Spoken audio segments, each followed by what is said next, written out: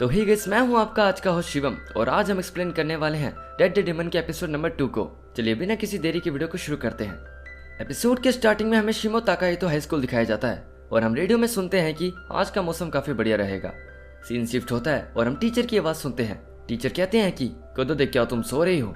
Teacher की आवाज सुनते ही कोदोदे खड़ी हो जाती है और फिर टीचर सभी को कहते हैं कि तुम्हारे यूनिवर्सिटी एंट्रेंस एग्जाम आने वाले हैं तो तुम उसके लिए एनर्जी सेव करो, ना कि मेरी बोरिंग क्लास के लिए।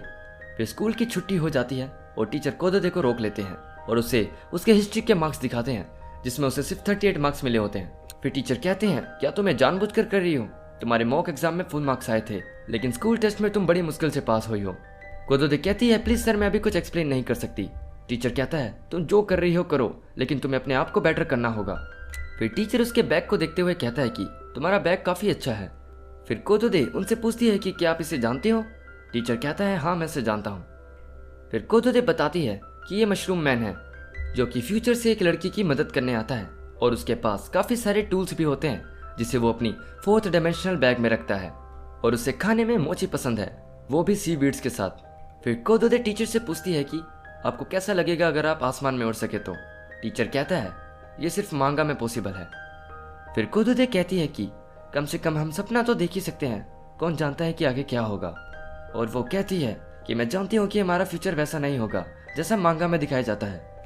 फिर वो क्लास से बाहर अपने दोस्तों से मिलती है और आई से पूछती है कि तुम यहाँ क्या कर रहे हो। तभी आई उसे बताती है कि कीहो बाहर चलने के लिए किसी से पूछने वाली है। तभी हम एक लड़के को देखते हैं जिसका नाम कोहिरुमाको होता है और आई कहती है कि कोहिरुमाको घबराया हुआ लग रहा है। फिर कोदोदे पूछती है कि ओनतान कहाँ है। फिर हम ओनतान को स्कूल के छत पर देखते हैं और वो रेडियो सुन रही होती है और रेडियो में बताते हैं कि यूएस आर्मी के द्वारा बॉम्ब का एक्सपेरिमेंट करने के कारण ओता सिटी पूरी तरह से पोल्यूटेड हो चुका है। तभी वहां कोदोदे गाना गाते हुए पहुंचती हैं, ला ला ला ला I love you so much mushroom man. और फिर वो सीढ़ियों से ऊपर ओनतान के पास जाती है। फिर वो ओनतान से पूछती है कि तुम कैसी हो।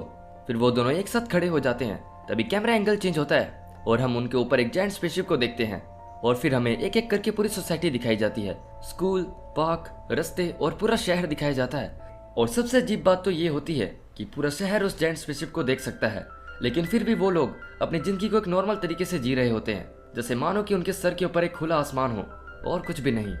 और यहाँ पर हमें पता चलता है कि ये स्पेसशिप काफी लंबे समय से ठहरी हुई थी। फिर हमें 3 साल पहले का सीन दिखाया जाता है। हम एक आदमी को प्लेन में बैठा हुआ देखते हैं। तभी उसे खिड़की के बाहर एक अजीब गोल चीज दिखाई देती है और वो सीधा प्लेन के पिछले हिस्से से जा टकराती है। फिर हम देखते हैं कि वो गोल चीज काफी बड़ी होती है और अपने रास्ते में आने वाली हर एक चीज को तबाह कर देती है। फिर हमें तातियामा बेस दिखाया जाता है और उस ऑब्जेक्ट के फोर्स के कारण बेस की दीवार गिर जाती है। तभी एक आदमी डरते हुए पूछता है कि क्या ये अर्थक्वेक है? तभी ऑफिसर जवाब देते हुए कहता है, शायद नहीं, क्योंकि अर्थक्वेक डिटेक्टर में कोई भी रीडिंग नहीं दिख रही। तभी फोन बजने की आवाज आती है और ऑफिसर फोन उठाते हुए कहता है, Misaki port station is reporting tsunami. ये सुनकर पूरे बेस में अफरा तफरी मच जाती है। सीन शिफ्ट होता है और हम उसी बड़े गोले को देखते हैं। फिर अचानक से उसमें कुछ हलचल होती है और वो टूटकर बिखरने लग जाता है। फिर हमें वही डैमेज प्लेन दिखाया जाता है और वो सीधा समुद्र में जा गिरता है। फिर हम देखते हैं कि उस बड़े गोले में से एक स्पेसशिप बाहर आती है जिसका नाम मदरशिप होता है। फिर हमें इचिगेया के सेल्फ डिफेंस फोर्स कैंप को दिखाया जाता है और हम कॉल पर एक ऑफिसर की आवाज सुनते हैं जो कि कहता है, शिवा के ठीक ऊपर साउथर्न कोस्ट में एक जायंट यूएफओ को देखा गया है जिसकी लंबाई लगभग 5000 मीटर है। तभी कमांडर घबराते हुए कहता है कि क्या सच में 5000 मीटर? तभी सीन शिफ्ट होता है और हम जापान के प्राइम मिनिस्टर को न्यूज देखते हुए देखते हैं जिसमें बताया जा रहा होता है कि वो यूएफओ टोक्यो टावर की ओर जा रहा है जिसकी स्पीड 90 किलोमीटर प्रति घंटे की है और शायद हमें अमेरिकन, चाइनीज और साउथ कोरियन लीडर से मदद मांगनी चाहिए। फिर पीएम का एक असिस्टेंट बोलता है कि युकिनावा में एक अमेरिकन बेस है जहां पर B-52 रॉकेट लॉन्चर तैनात है। सीन शिफ्ट होता है और हम कई लोगों को उसकी फोटो लेते हुए देखते हैं और हर जगह बस उसी यूएफओ की बातें हो रही थी। फिर न्यूज एंकर बताती है कि वो यूएफओ कावासाकी की तरफ बढ़ रहा है और सारी फ्लाइट्स, ट्रेन और एंट्रीज को बंद कर दिया गया है। फिर हमें वही यूएफओ दिखाया जाता है जिसमें से 2 ऑब्जेक्ट अलग होकर शहर की तरफ को आते हैं। फिर हमें 2 ऑफिसर दिखाए जाते हैं कि जो आपस में बात कर रहे होते हैं। यूएस आर्मी 15 मिनट में यूएफओ पर हमला करने वाली है। तभी वहां वो एयरफोर्स पहुंच जाती है और वो यूएफओ पर हमला कर देती है। उसके बाद हम 3 साल बाद का सीन देखते हैं और हम कई सारे लोगों को प्रोटेस्ट करते हुए देखते हैं और फिर हम उस यूएफओ को देखते हैं जो कि अभी भी शहर के ऊपर दिखता है। सीन शिफ्ट होता है और हम ओनतान, कोदोदे और उसके दोस्तों को अभी भी रेस्टोरेंट में देखते हैं। आफ्टर दैट हमें दिखाया जाता है कि वो लोग एक दूसरे को बाय बोलकर अपने अपने घर चले जाते हैं। ओनतान और कोदोदे एक साथ घर जा रहे होते हैं। ओनतान पूछती है कि कोदोदे, तुम्हारी मॉम कैसी है? कोदोदे जवाब देते हुए कहती है कि वो हमेशा सोती रहती है। देन हम देखते हैं कि वो दोनों रास्ता बंद होने की वजह से एक जगह रुक जाते हैं और फिर रास्ता खुलता है। कोदोदे चलते चलते ओनतान से पूछती है, अगर तुम उड़ पाती तो तुम क्या करती? फिर ओनतान कहती है कि तुम देखना, एक दिन मैं इस सोसाइटी को बताऊंगी कि इंसानियत के लिए एक असली खतरा क्या है। और वो कहती है कि बेशक वो खतरा कोई यूएफओ या फिर इन्वेडर नहीं है, बल्कि वो खतरा मैं हूँ। ये सुनते हुए कोदोदे कहती है कि क्या बात है, ये सुनने में तो काफी मजेदार लगता है। फिर ओनतान कहती है कि मेरा मजाक मत उड़ाओ। सीन शिफ्ट होता है और हम कोदोदे को उसके घर पर देखते हैं। उसके बाद कोदोदे को खाने के साथ एक नोट मिलता है और उसमें लिखा होता है कि खाने को गर्म करके खा लेना।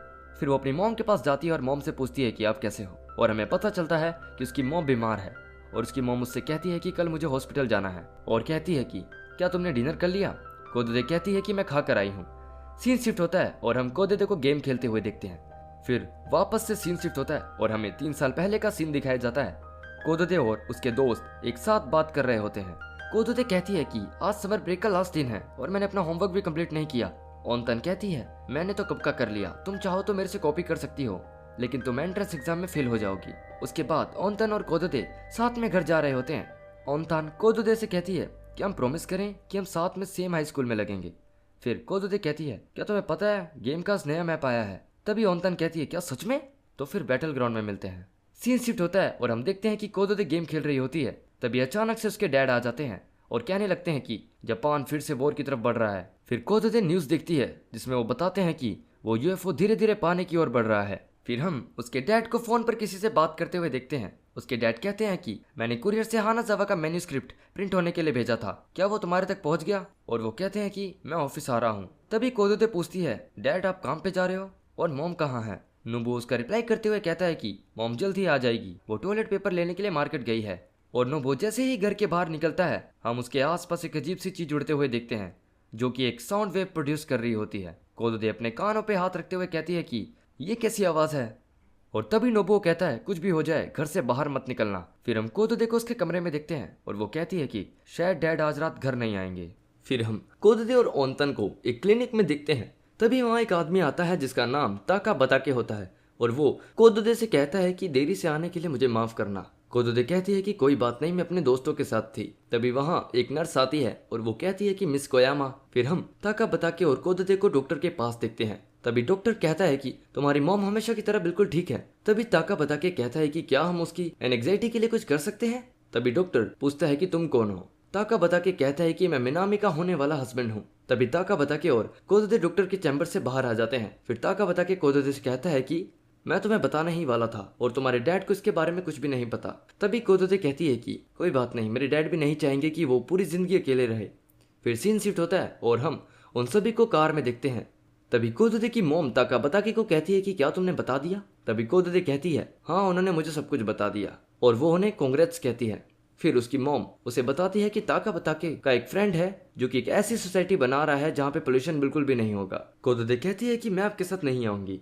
फिर उसकी मॉम कहती है कि अगर तुम्हारा हाई स्कूल कंप्लीट हो गया होता तो हम कब का वहाँ शिफ्ट हो जाते, क्योंकि टोक्यो इतनी ज्यादा पोल्यूटेड सिटी है कि यहाँ रहना खुद की जान लेने के बराबर है। कोदोदे कहती है कि मैंने पहले ही सोच लिया था, मेरे हाई स्कूल के कंप्लीट होते ही मैं अपनी फैमिली को सपोर्ट करने के लिए काम करूंगी। तभी उसकी मॉम कहती है कि मुझे लगा था कि तुम समझदार होगी, लेकिन तुम भी नोबुओ की तरह बेवकूफ निकले। उसका जवाब देते हुए कोदोदे कहती है कि आपको जो करना है आप कर सकते हो, लेकिन मेरी लाइफ को कंट्रोल करने का आपको कोई हक नहीं है, वो भी सिर्फ इसलिए ताकि आप ज्यादा जी सके। तो उसकी मॉम कहती है कि तुम क्या चाहती हो, तुम्हारी मॉम जल्दी मर जाए? कोदोदे कहती है कि मेरा ये मतलब नहीं था, आप मेरी बातों को गलत समझ रही हैं। फिर उसकी मॉम ओनतान को कार रोकने के लिए कहती है, लेकिन कई बार कहने के बाद ओनतान फाइनली कार रोक देती है। उसकी मॉम ताका बताके के साथ कार से उतर जाती है और कोदोदे से कहती है कि मैं पैदल आ जाऊंगी। तभी ताका बताके कोदोदे से कहता है कि तुम फीस की चिंता मत करो, तुम यूनिवर्सिटी ज्वाइन कर सकती हो, मैं तुम्हारा ख्याल एक अच्छे डैड की तरह रखूंगा। तभी कोदोदे की मॉम ताका बताके को वहां से चलने के लिए कहती है। फिर सीन शिफ्ट होता है और हम ओनतान और कोदोदे को एक रेस्टोरेंट में बैठे हुए देखते हैं। कोदोदे कहती है कि शायद मैंने कुछ ज्यादा ही बोल दिया। फिर वो अपनी बातों को काटते हुए कहती है कि चलो छोड़ो, खाना शुरू करते हैं। तभी सीन शिफ्ट होता है और हमें क्राफ्ट को स्पेसशिप के बाहर निकलते हुए देखते हैं। जो कि सीधा शहर की तरफ को बढ़ रहा होता है। वो सीधा जाके एक इलेक्ट्रिक वायर में फंस जाता है। शॉर्ट सर्किट लगने के कारण वो क्रैश हो जाता है और हम 2 एलियंस को स्पेसशिप के बाहर जख्मी हालत में देखते हैं। और यह एपिसोड यहीं पर खत्म हो जाता है।